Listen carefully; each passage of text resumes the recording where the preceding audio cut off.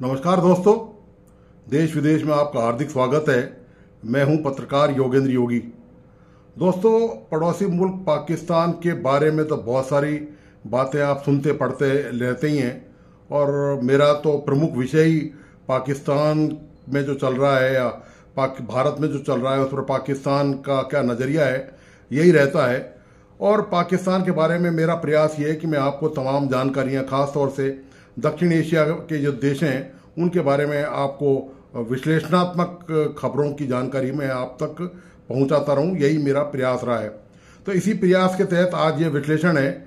आप जानते ही हैं कि पाकिस्तान के जो कारनामे हैं, मतलब पाकिस्तान के लोगों की जो हरकतें हैं, जो कारनामे हैं, वो पूरी दुनिया उससे लगभग अब तंग आ चुकी है, और वो पूरी दुनिया वाकिफ भी है और पूरी दुनिया उससे परेशान भी हो चुकी है।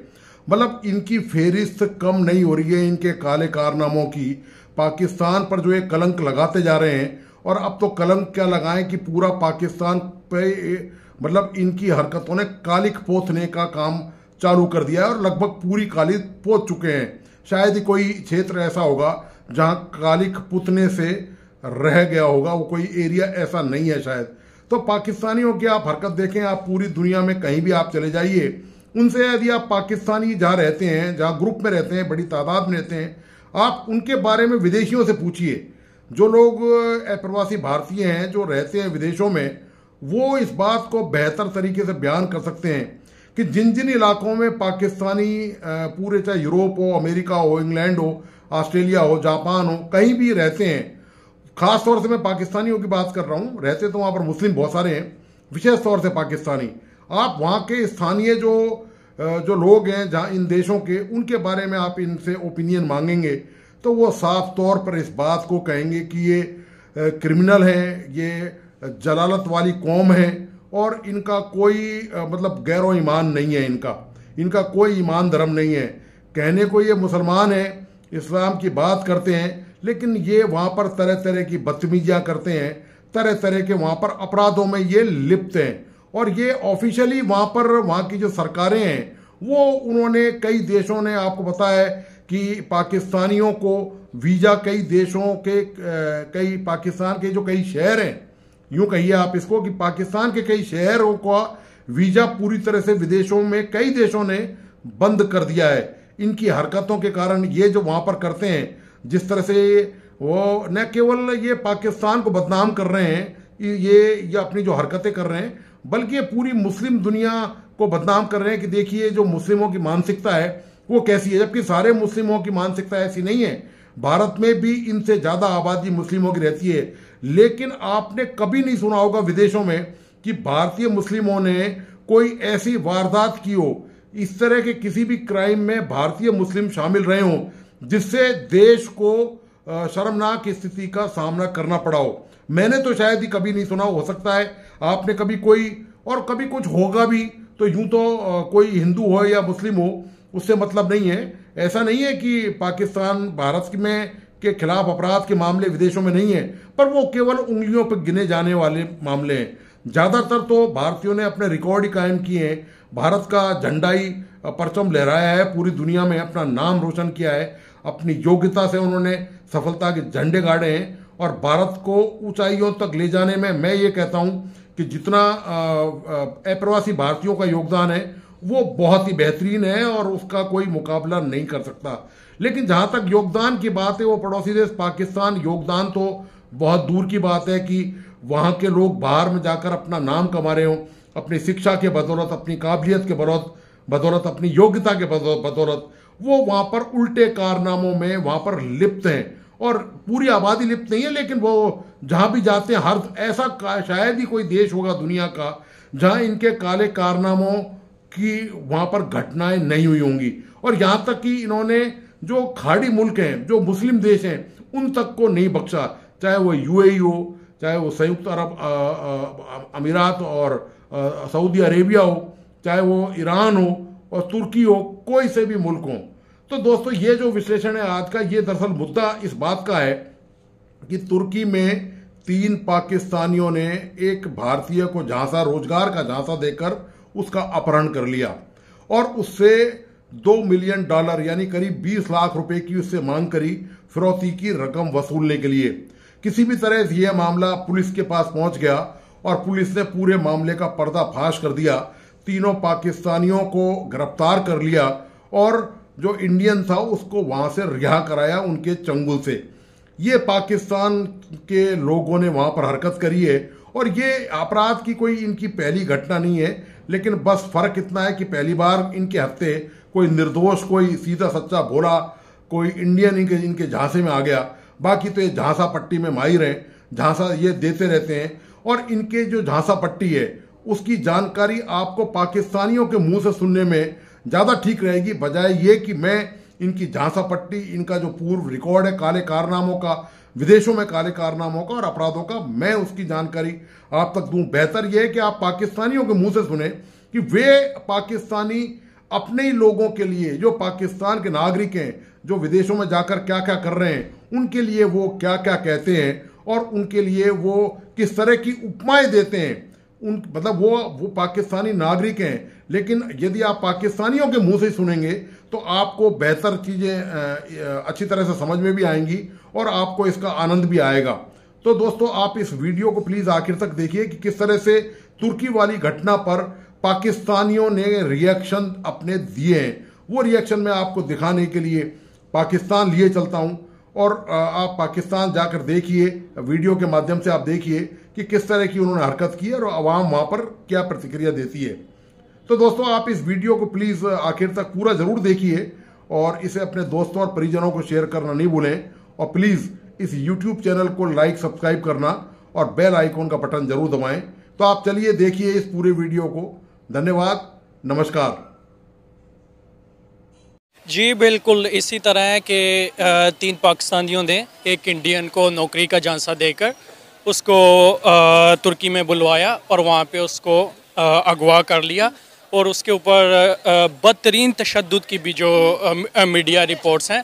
तो ये सबसे पहले तो मैं यहाँ पे ये कहना चाहूँगा कि ये हमारी खाम ख्याली है कि हम हम गैर मुल्की शहरी को, यहाँ तक कि वो चाहे भारतीय शहरी क्यों ना हो, हम उसको अगवा कर लेंगे और हम उनसे तावान मुहैया करेंगे।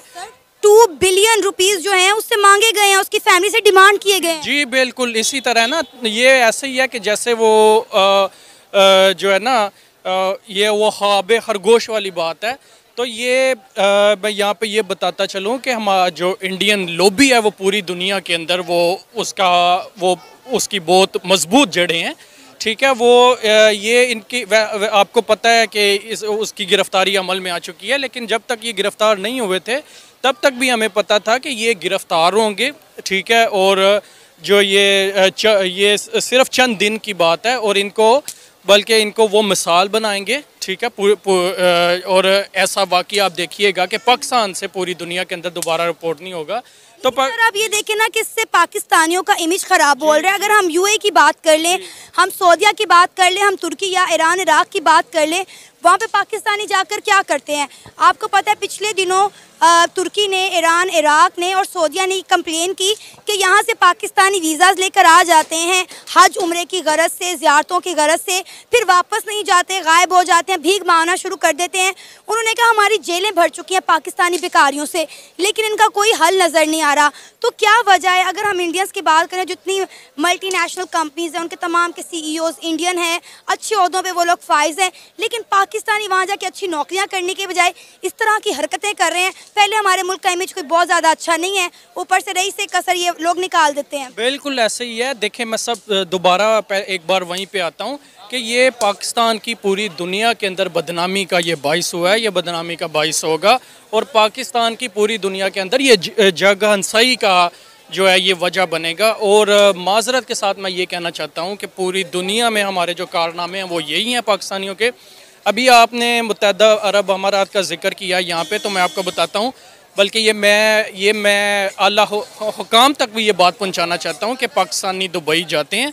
ठीक है, वहाँ पे 3 माह वो जॉब करते हैं, वो बैंक स्टेटमेंट हासिल करते हैं और वहाँ से फिर वो बैंकों से वो क्रेडिट कार्ड हासिल करते हैं। वहाँ पे 50-50 हज़ार दिरहम का, 1-1 लाख दिरहम का, 2-2 लाख दिरहम तक उनको वहाँ पे जो है लोन मुहैया कर दिया जाता है और वो लेकर और वापस पाकिस्तान आ जाते हैं। एजेंटों का उसके अंदर हिस्सा होता है। एजेंट बाकायदा तौर पर ये इस कारोबार को जारी रखे हुए हैं। वो पाकिस्तान से लोगों को ले जाते हैं और यही काम करते हैं। पूरे मुत्तहदा अरब अमारात के अंदर बेकारी वहाँ पे जो है वो ये कारोबार करते हैं।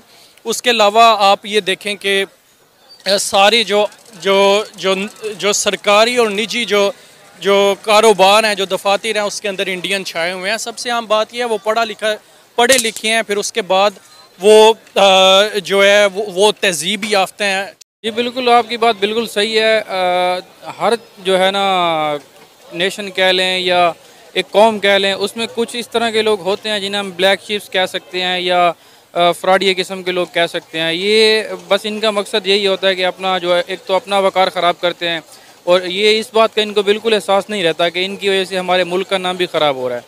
तो बिल्कुल जैसे आपने कहा कि दुबई है, USA है, UK है, इन कंट्रीज़ की तरफ से भी पाकिस्तान के बहुत सारे जो सिटीज़ हैं उनको बैन किया गया। जैसे स्टार्ट में अमेज़ॉन स्टार्ट हुआ, इन लोगों ने यहाँ पे फ्रॉड करना स्टार्ट कर दिया, अपना रिफंडिंग शुरू कर दी। तो अमेज़ॉन ने यहाँ पे पहले काफ़ी सारे जो हमारे डिस्ट्रिक्ट्स हैं उनको ब्लैक लिस्ट किया। आहिस्ता आहिस्ता उन्होंने अपना काम यहाँ से वाइंड अप करना शुरू कर दिया।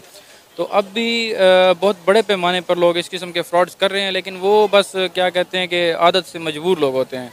सर अब देखिए ना, हम फिर एक तरफ कहते हैं कि क्या वजह है कि पूरी दुनिया में इंडिया और इंडियन कितने रिस्पेक्ट है और पाकिस्तानियों को रिस्पेक्ट नहीं दिया जाता। अब आप देखें कि कुछ दिन पहले की बात है, ईरान और इराक ने और सऊदीया ने ये कंप्लेन की कि बहुत सारे पाकिस्तानी यहाँ पर हज, उम्रे और ज़ियारतों के गर्ज से आते हैं और बाद में आके यहाँ से गायब हो जाते हैं। ठीक है, उन्होंने कहा कि हमारी जेलें भर गई हैं पाकिस्तानी बेकारियों से। अब आप देखें कि ऑलरेडी हमारे पासपोर्ट की आप वर्थ देखें कि कहाँ से हमारा पासपोर्ट कहाँ पर पहुँच गया है। हमारे पासपोर्ट की कोई वर्थ नहीं है। और एक तरफ वो इंडियन है जो दुनिया की 25 टॉप ग्लोबल कंपनीज़ में जो है CEOs हैं, काम कर रहे हैं, और हमारे पाकिस्तानी दूसरे मुल्कों में क्या हरकतें कर रहे हैं। देखें, जैसे मैंने आपको पहले बताया कि ये लोग अपनी आदत से मजबूर होते हैं। अब यहाँ पे हम जिस जगह पे मौजूद हैं, आप यहीं देख लें कि अगर यहाँ पे 50 लोग यहाँ एंजॉय करने आए हुए हैं तो 20 लोग ऐसे हैं जो कि अच्छी खासी फैमिली से ताल्लुक़ रखते हैं, लेकिन क्योंकि ये एक आसान पेशा है, इन लोगों ने इसको अपना लिया है।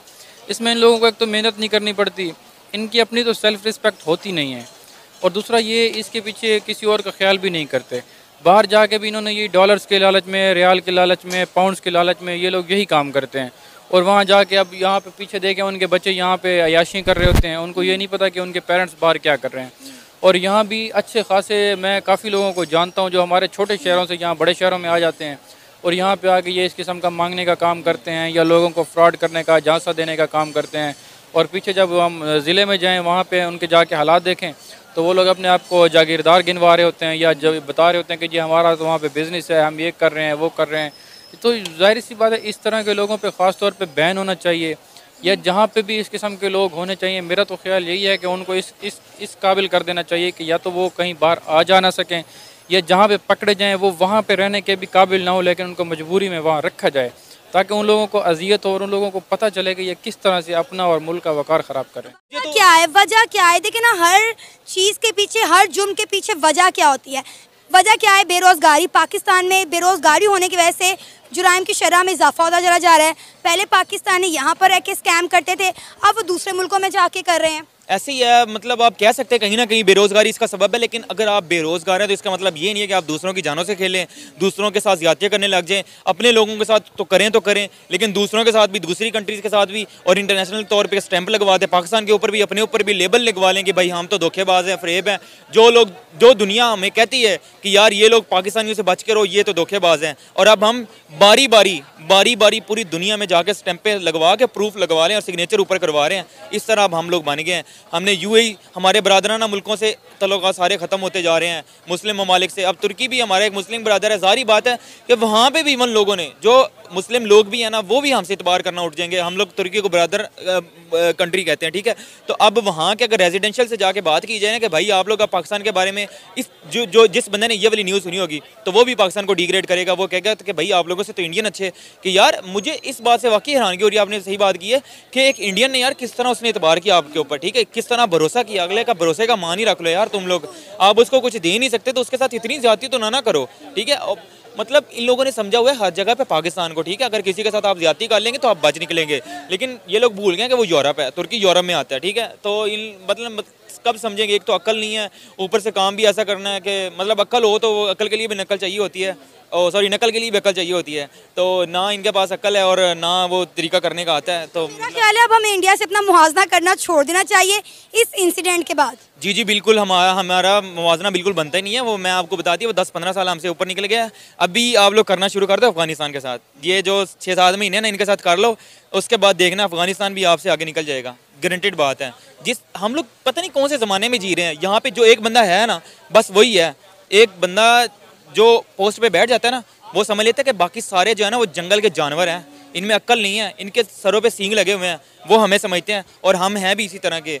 अगर हम अच्छे एक शहरी होते ना, अपने हक लेना जानते ना, तो हम लोग उठ खड़े होते, हम लोग लड़ते अपने हक के लिए कि भाई ये हमारा हक है, हमें हक दो। लेकिन हम लोग हैं ही, हम लोग इतने, मैं अब क्या कहूँ, खुद को भी ऑब्वियसली बात है, मैं भी इधर आप सब कहीं सही हूँ, ठीक है, पाकिस्तानी हूँ।